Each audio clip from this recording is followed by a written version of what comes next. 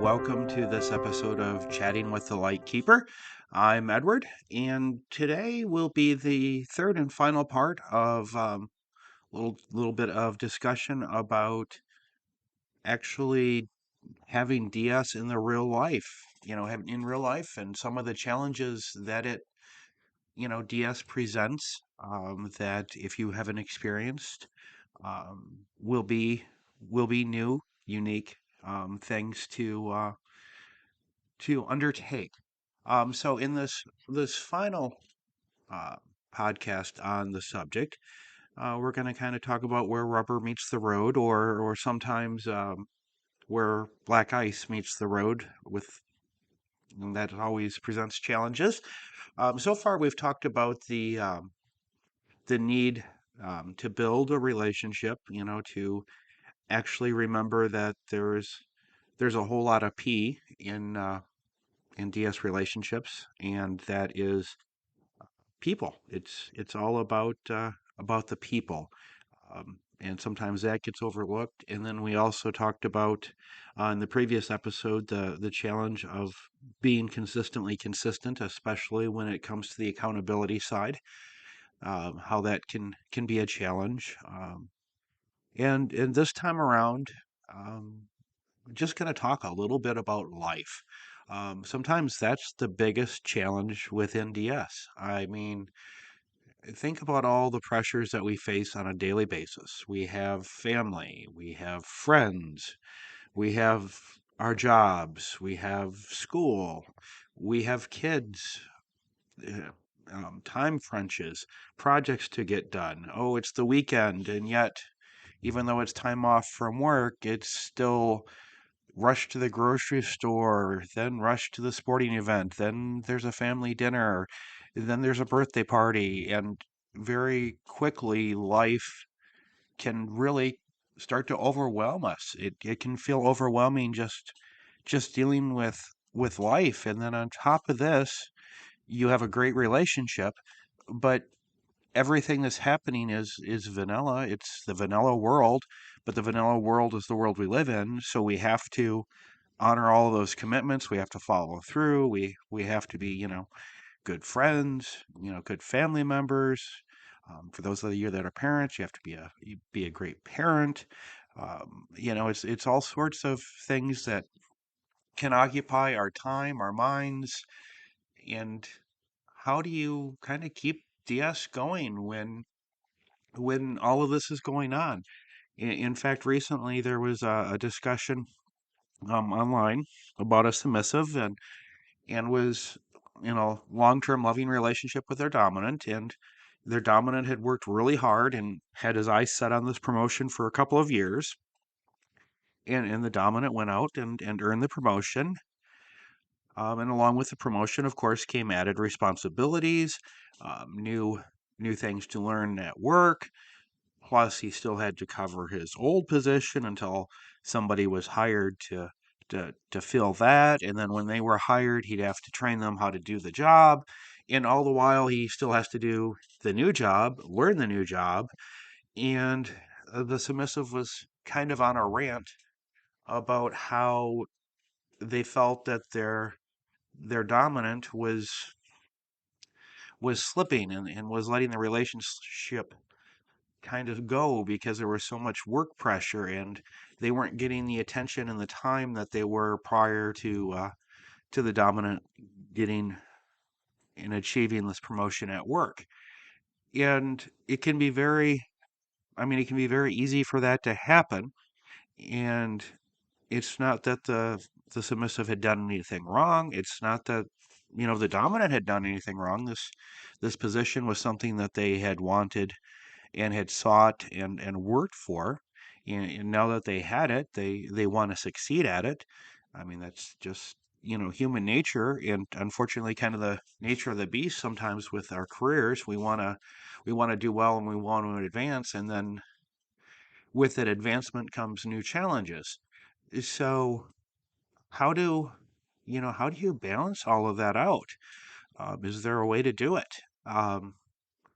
So, even though it's fairly early on, time to get that quick word from our sponsor in, and then we'll come back and we'll talk about facing the challenges of life that DS has to handle. Welcome back.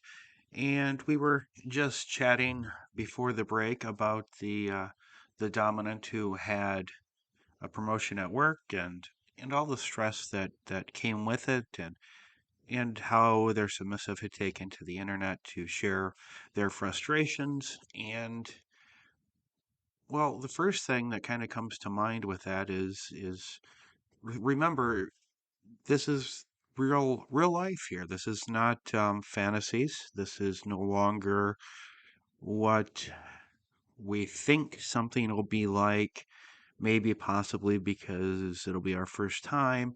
But this is real life.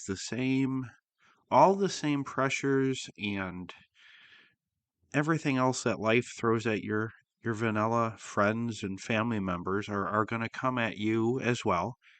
DS is not a superpower or it's not a shield that is going to protect the relationship from all of the things the vanilla world throws at everyone else. They're gonna come home to roost. Um, and just like every other relationship, it's gonna take dedication, effort, and a lot of work to keep things going, growing in the partnership. And so, in the case of the submissive, who probably rightly so is feeling possibly neglected, left out, feeling that things were kind of slipping in the dynamic, um, all very, however, whatever emotions that we feel as people are really they're valid emotions because we're experiencing them and so whatever emotions were tied up in that submissive's sharing of their story are definitely valid and shouldn't be dismissed. But what the submissive should have done, rather than taking to the internet to complain about things, it would have been much better to sit down and have a conversation or conversations plural with their dominant and work together on things and finding out how the balance can kind of come back to their relationship rather than kind of going online to, I guess in a way you could call it, it's not really dirty laundry, but sharing some laundry. Uh, it, there might have been some helpful feedback given, but unfortunately, most of the feedback that was related to the story was from the internet special people who, oh, you have a bad dominant, you need somebody like me. Oh, okay.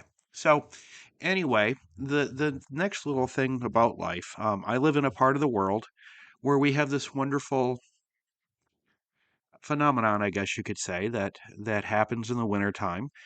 And if you live in a nice, warm, tropical place where, snow and ice are things you don't have to deal with, you've never had to experience this wonderful thing. And it's called black ice, which is a kind of a mistake in its naming because it's actually crystal clear ice that you really can't see until you're on it. And where it really presents problems is for walking, driving. I mean, if you're driving a car down a winter road and you come across some black ice, you don't know the ice is there until your car is sliding. Or if you're walking, you don't know you're walking on black ice until your feet are going like a cartoon character and you are on your way to landing on your butt. So, what black ice has to do with dominance and submission is that all of us are going to go through patches in life where we are going to slip and fall down on patches of life's black ice. It's going to happen. And I think one of the fantasies that's out there in the world of DS is that somehow dominants don't slip and fall. That dominants are these godlike beings that, of course, are there when the submissive slips and falls to help them up, dust them off, and get them calm, collected, and back on the right path. That's what dominants do. But life doesn't just happen like that to just people on the submissive side of the slash, but dominants can, do, and will fall down. And at the end of the day, a DS relationship is still a partnership. If you're a submissive, there are going to be times when your DS or your your dominant struggles, falls down and will need you to help them up. Just because you are their submissive, it doesn't mean that you won't have to do it. If in a long-term relationship, you will. You will have to help your dominant up. You may even have to, in a way, dom your dom during these times. Okay, I know you're struggling right now. We need to do X, Y, and Z today. This is what we have to do. There will be times that a submissive needs to take their dominant's hand and lead them. Unfortunately, um, great example, although it's not a happy one, the death of a loved one.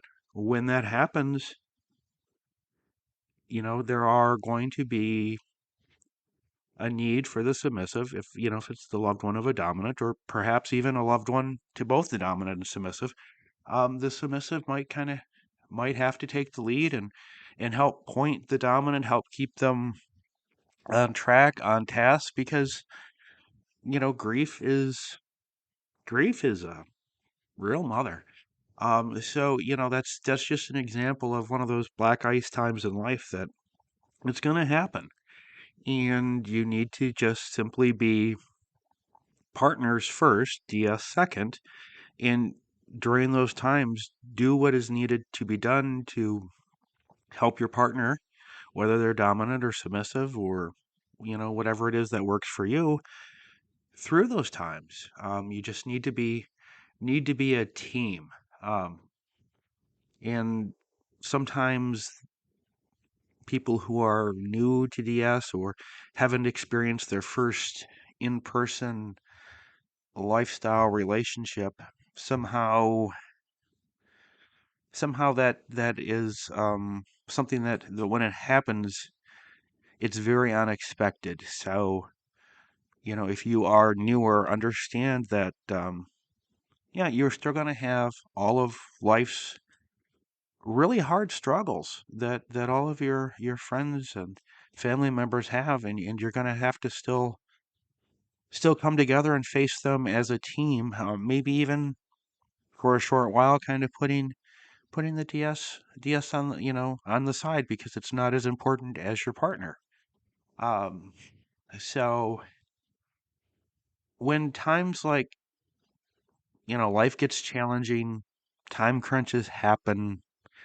There's the times that we have to be partners, but how do we kind of keep DS alive during those times? Just the regular crush of life, you know, running to soccer practice, going to family dinners, going to work outings, going to work, all the regular things that take up our lives.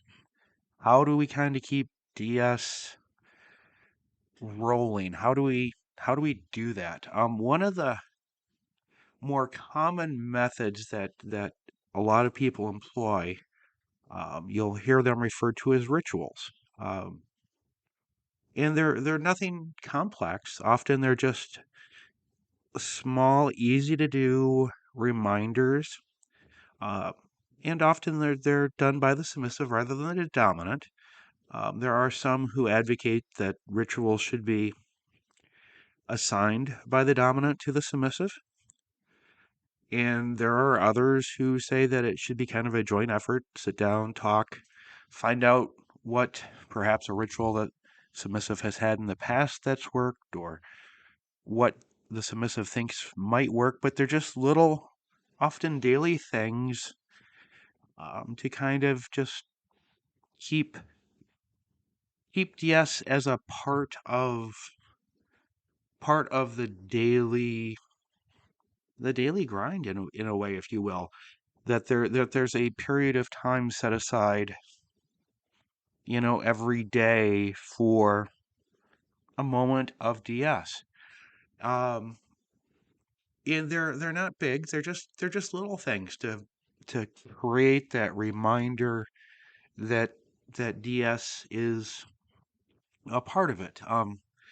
And I'm going to share some ideas that are out there that may work as far as rituals. If you haven't heard of them, or if they're new to you, a common one that is out there. And this one is hard because no matter where you live, you have neighbors and maybe you have kids and schedules may not work. But if it all does flow together, sometimes it works where the submissive would meet the dominant at the door, coming home, and just kneels for a second, before their dominant. Just a brief kneel to kind of be that reminder of the DS component. Another wonderful one is at the end of the day, the submissive lights a candle, and after they light the candle, perhaps say a poem or have some ritual saying, something that they do to remind themselves of the relationship and the role in the relationship. Another one would be, the submissive gets up, and makes sure that coffee is made for the dominant in the morning, um, or a special way the submissive, says good night to the dominant. They're all just little things, but they're just designed to be little daily things. Another one that I missed would be, submissive making the bed every day. Just just little acts, subtle little acts of DS to help keep the relationship grounded, and also through the crush of everything else that's going on, that there's a moment of time set aside for DS. And it's something where if you live together, uh, it's not a bad thing for the dominant to also have rituals. Maybe they join the submissive with the candle lighting, and they both say, a little, whether it be a poem or a saying that they both wrote, just something. If you can do it together, all the best. Um, but it's a reminder of the daily DS connection that's there. So it is not something that kind of gets pushed aside because it was an incredibly busy day between work, school, kids, and everything. So it's a reminder that DS is a pillar of the partnership, and the rituals are just a little daily project that are done to keep that purpose and that pillar going strong when life is wanting to crush it. And the other thing that needs to happen in a DS partnership when life is especially intense is to talk openly with your partner, whether they're dominant or submissive, whether you're dominant or submissive. When you sense and start to see the DS starting to slip away a little bit, to have a conversation about what's going on in life and how we, this is a we conversation. This is not a dominant dictating to submissive conversation, or it's a we conversation where the partners get together and have a talk about what's going on in life, and perhaps talk about new ways of connecting DS to what is going on. And if you do that, you can keep the DS component strong, going, and keep it meaningful and keeping it relevant rather than just doing the same thing over and over and over again. Well, life is always changing, and if we keep doing the same thing, eventually we're going to be doing the same thing, but it's going to be not effective.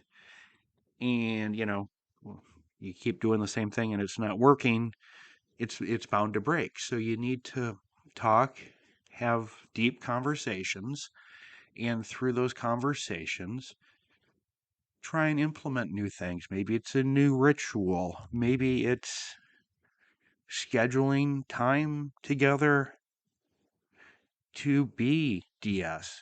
Schedule a night out if you perhaps you have kids. Schedule a night where you get a babysitter and head out and even if it's in the same town, rent a room for the night at a nice hotel and just have time together. And during that time together, it's dedicated to dominant and submissive. It's not necessarily a vanilla date night, but it's actually designed all around DS. It takes mutual effort to do this. It can't be all dominant leading, submissive following. It has to be it has to be a team effort, and the submissive has to work with their dominant, provide ideas when it happens, talk about it when they see it. And these aren't easy conversations. It's never easy to tell your partner that you feel that something is starting to slip in the relationship, or maybe because it's very easy for humans to take the feeling that they're doing something wrong when a partner comes and says this is happening and I would like to work to make it better. We can easily internalize that as I'm doing something wrong and my partner's unhappy. And it's not that they're unhappy or that we're doing anything wrong. It's just they want to make things better. So it takes constant effort and the ability to have conversations like that without taking it as uh, I'm making a mistake or I'm letting my partner down, or because all that does is add more pressure on an individual, and the more pressures we face, eventually our cork pops, and that's not a fun place to be either. Um, but DS is always going to be squeezed, if you will, by the pressures of real life. And that's kind of where the rubber meets the road adage comes to play in all of this, is that it takes effort and dedication to keep the DS component going and going strong in a relationship, because since we don't live in a world that's kink friendly, it's very hard for us, anybody really, to truly live it 24/7, if you will. So you have to kind of make time within that 24/7 for DS, especially when you're living together and in a relationship. You have to set aside time and make the effort to keep that going. Um, and the other thing is that within DS there's going to be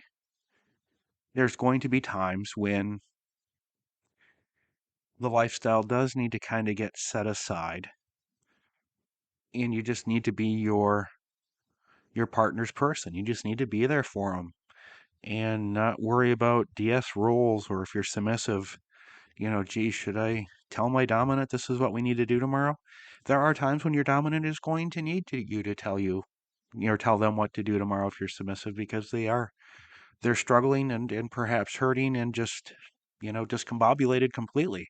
So yes, there's going to be times when no matter your role, you're going to have to set the DS kind of aside and just be your partner's partner.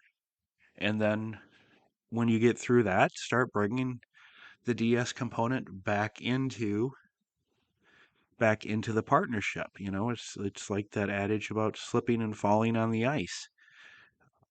You slip, you fall, and you work with your partner, and you get them back up and you dust them off, and it doesn't matter whether it's the dominant that fell or the submissive that fell.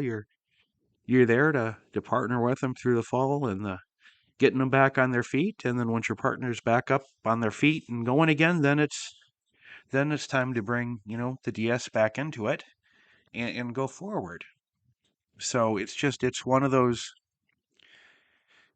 common misunderstandings that DS is somehow exempt from all the pressures in life.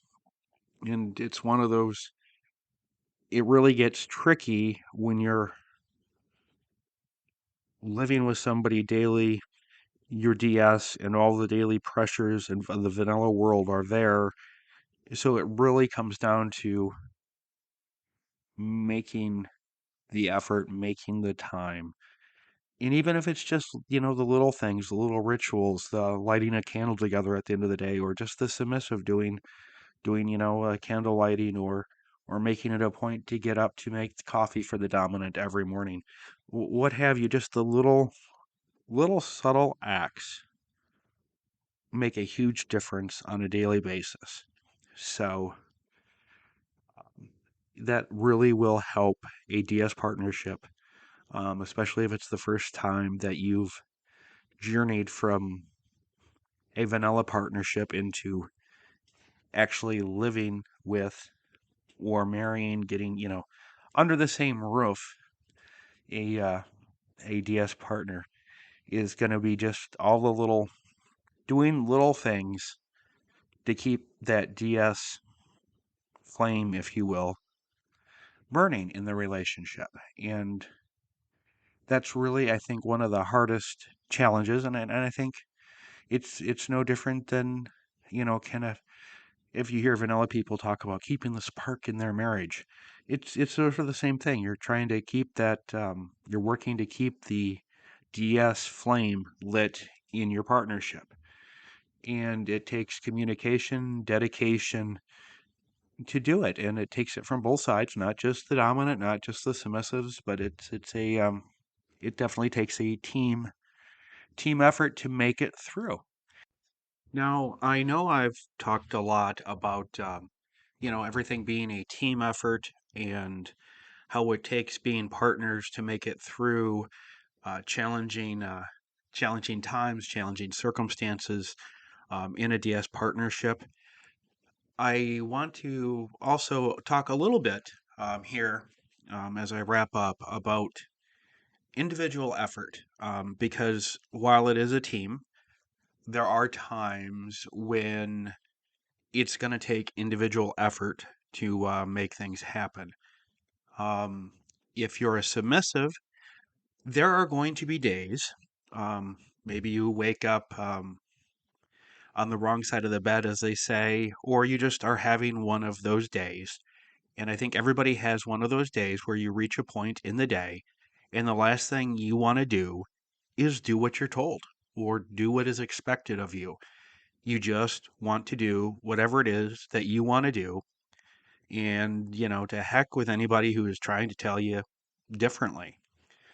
And those are hard days because you have a dominant who obviously has expectations. And in fact, they may even have perhaps given you a task to do that day, and you just don't want to do it. Um, those days require a submissive to make the choice. And it's not an easy one. It has to be, it's actually a conscious decision that has to happen that says, I've made a commitment to my dominant and I am going to do this. I don't want to do it. I don't feel like doing it. And I want to tell the world to kiss off. But because you've made those commitments, you have to make the conscious choice to go out and honor those commitments and do what is expected or act the way that's expected, whatever whatever is going on. It takes an individual choice to step up and do what is expected. In a way, this is kind of where the whole light keeper analogy comes in, behind the name of my blog and my podcast, and why it's called that, because a dominant is in a way like a lighthouse, They are there to light the way with their beacon, light the way that they think is best for the partnership to go forward and to stay on track and all those wonderful things a dominant does. But a lighthouse doesn't steer a ship. A lighthouse doesn't make decisions on where that ship is going to sail. The lighthouse can just stand there, offer its guidance, and it is up to the submissive who, runs their own ship of life to decide whether or not they're going to follow their dominant's guiding beacon. And on those very tough days, it takes the individual choice to go forward and follow that beacon.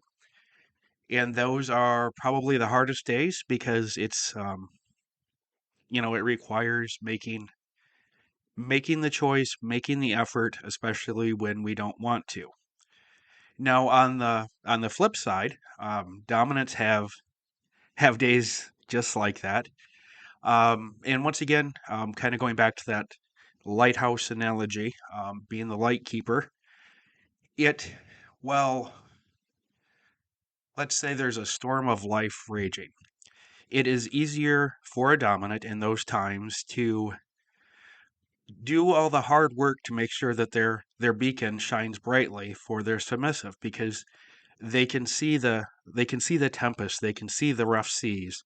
And while obviously the weather and the conditions don't make it easy work, it's easier because the dominant knows that they're needed um, to maintain the light and their leadership.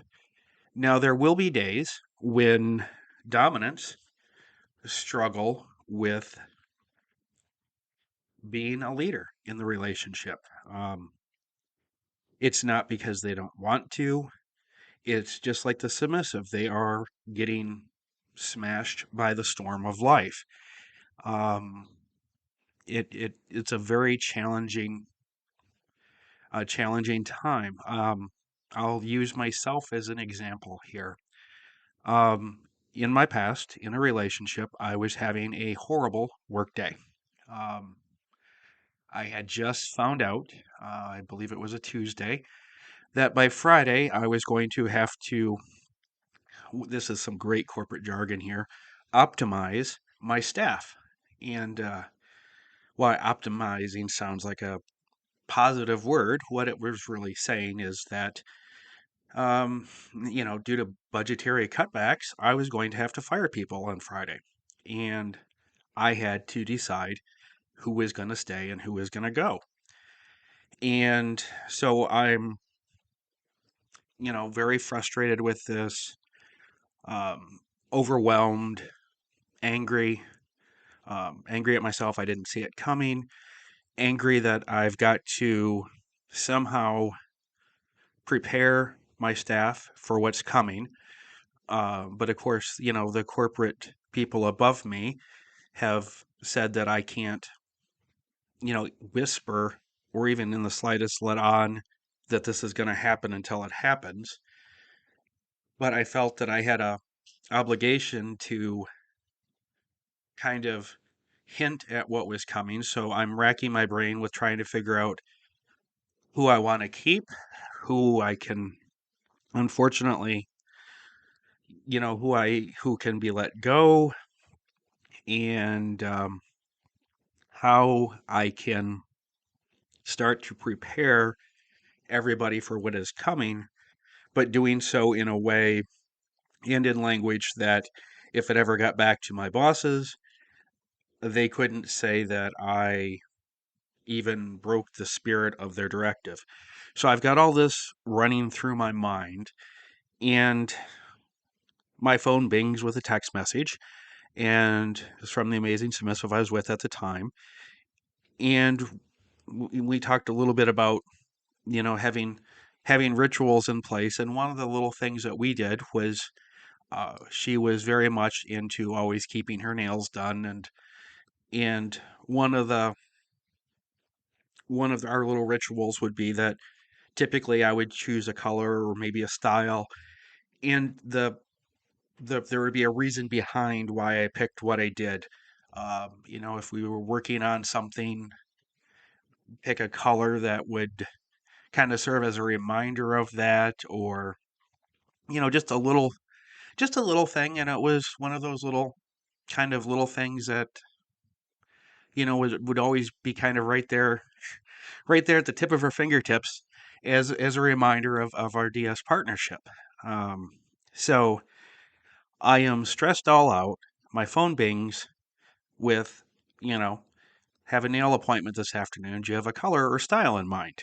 And my first response, and one of my faults, is that when my stress level goes up, sometimes my filter goes down. And I thankfully did not hit send, because I think my initial text that I had started to type was the horrible response of "I don't care" or "do whatever," something along those lines. And I caught myself before I hit send. And what I ended up texting was a much more appropriate comment of having a horrible day at work. Can't talk about it now. And I'm sorry I'm not in the right headspace at the moment, to pick a color. And the beautiful thing about that was it let her know that I was struggling, and so she would be prepared to work with me to help me unpack the day when we got together at the end of the day.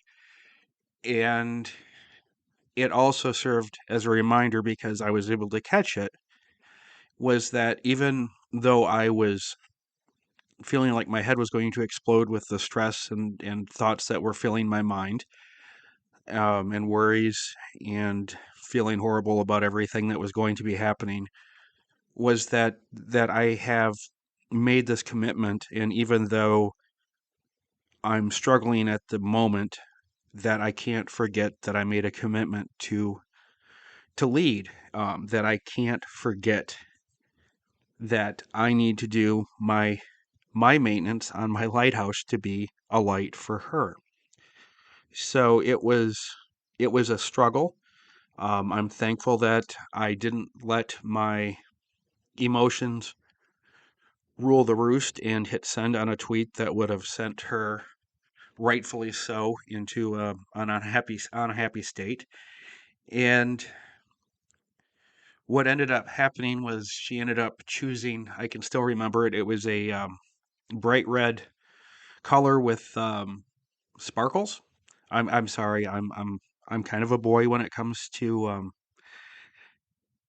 beauty products. I just remember her logic when she explained it to me and was showing it to me that evening was she wanted red to highlight our passion and our love, and the sparkles to remind her and me when I saw them that I was her light. So it was very well done on her part.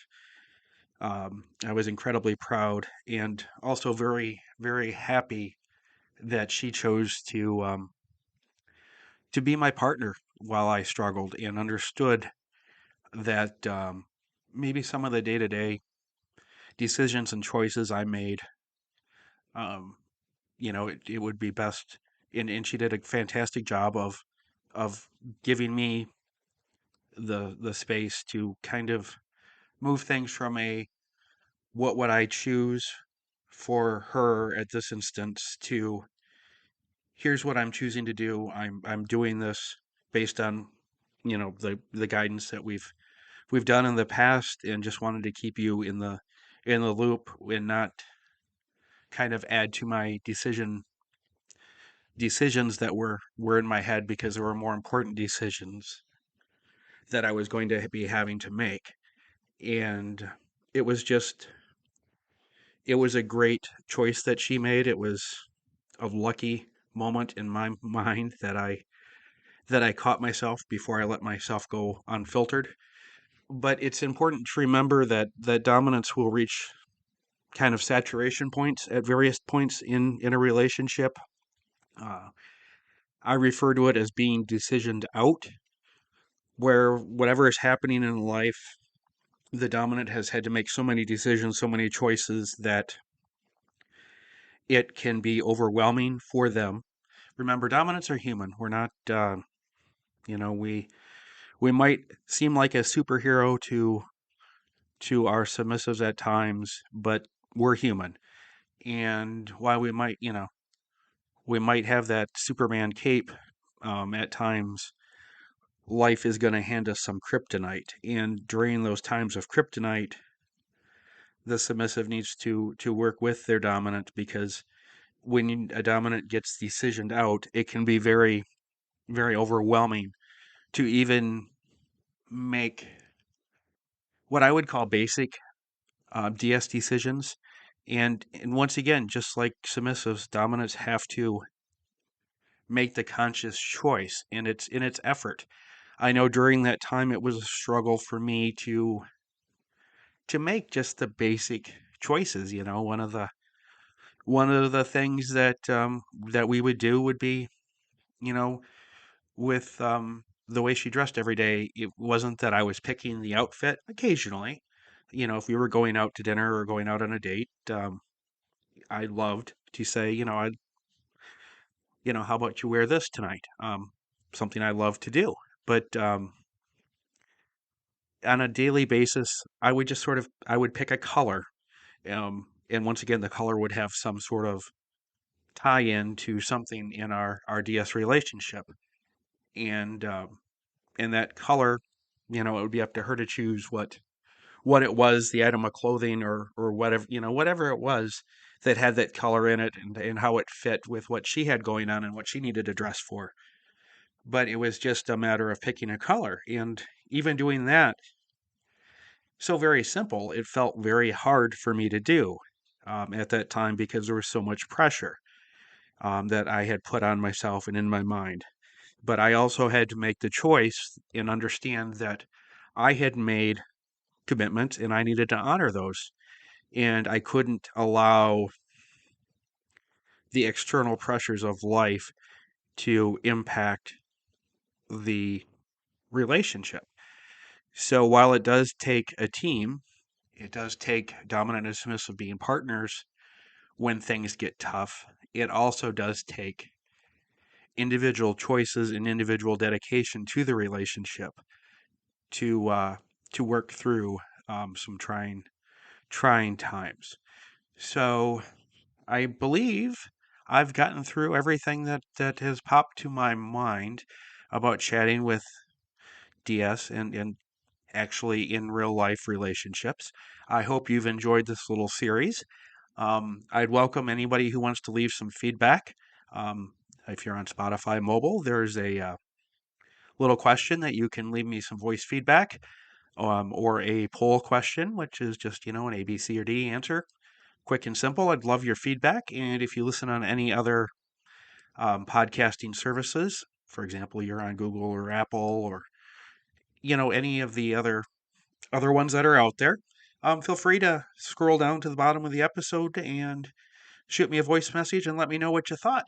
And as always, please don't forget to click the follow button so you never miss an episode of the podcast.